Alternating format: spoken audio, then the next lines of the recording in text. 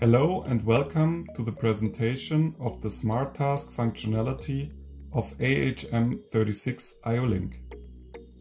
Special versions of AHM36 IO-Link include a so-called Smart Task, which enables them to make decentralized decisions and also carry them out autonomously.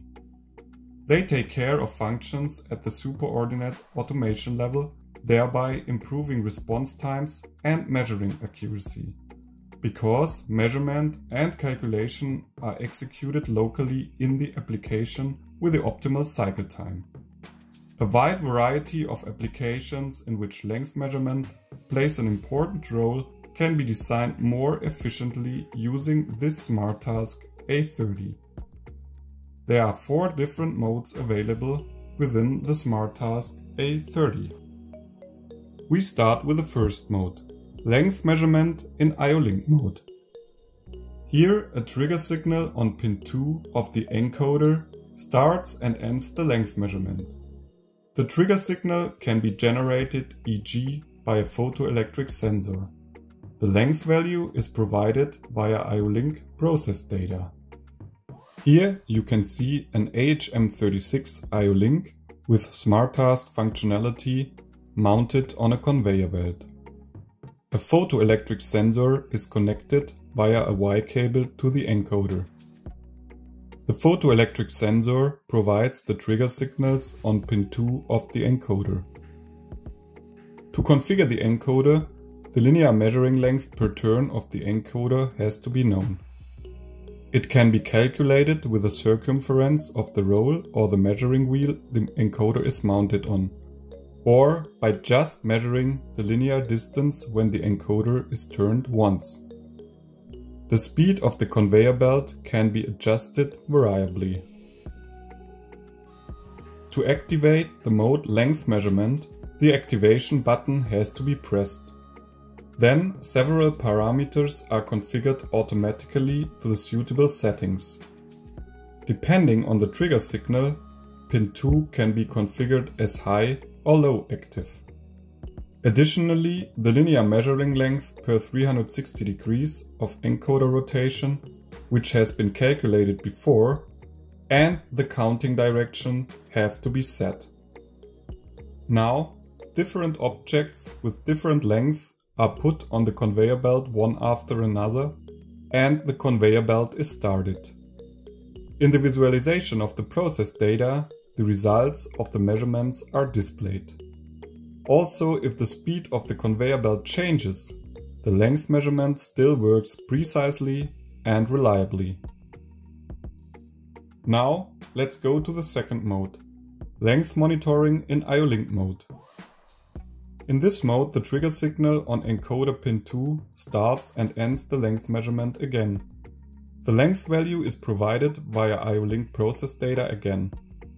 Additionally, the user can set an upper and a lower limit for the length value to monitor the length value of different objects.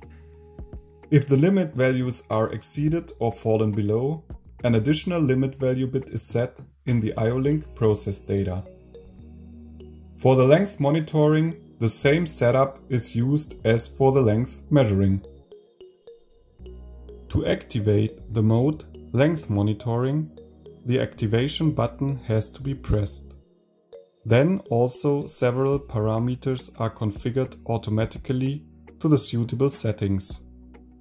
Additionally to the set parameters from length measuring, an upper and a lower limit have to be configured. In this example, the lower limit is 158 and the upper limit is 162 mm. Now the objects are put on the conveyor belt one after another again. In the visualization of the process data, the upper and the lower limit are also shown. Measuring values that are outside the limits are visualized in orange. Measuring values inside the limits are shown in blue. Additionally to the output of the length value, a bit in the process data limit values is set if the limits are exceeded or fallen below. Now we come to the third mode, length monitoring in CO mode. In this mode, the encoder is just working as a switching device. There is no I/O link communication anymore when the encoder is used in the application. The trigger signal on encoder pin 2 starts and ends the length measurement again. The user can set again an upper and a lower limit for the length value to monitor the length value of different objects. If the set limit values are exceeded or fallen below, pin 4 is switched. For the length monitoring, the same setup is used as for the length measuring, so encoder and connected photoelectric sensor with a Y cable. Additionally, the switching output of encoder pin 4 is connected to a sorter mounted on the conveyor belt. To activate the mode length monitoring in CO mode, the activation button has to be pressed. Then also several parameters are configured automatically to the suitable settings. Depending on the signal of the trigger device, pin 2 can be configured as high or low active. Also pin 4 can be configured as high or low active, depending on what signal the receiving device requires. To consider the distance between the source of the trigger signal on pin 2 and the receiving device of the signal from pin 4, a certain offset can be set. Also the pulse width of the signal on pin 4 can be configured.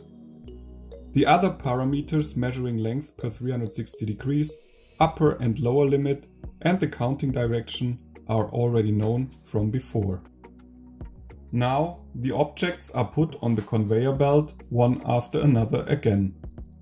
If the length of the objects are beyond the set limits, the sorter sorts out the different objects, being triggered by the signals from encoder pin 4. In the fourth mode, trigger after certain length in CO mode, the encoder is again working as a switching device in the application. After a trigger signal on pin 2, the encoder starts to count a certain set length value. When the set length value is reached, pin 4 is switched. For the trigger after certain length, a contrast sensor is connected to the encoder with a Y cable. The switching output of encoder pin 4 is connected to a cutter mounted on the conveyor belt. The goal is that the cutter cuts the material always in a distance of 158 mm from the mark on the material. For the cutting of the film, the encoder is mounted to a measuring wheel. The cutter is simulated by the sorter. The parameters for the configuration are the same as for the length monitoring in CO mode before.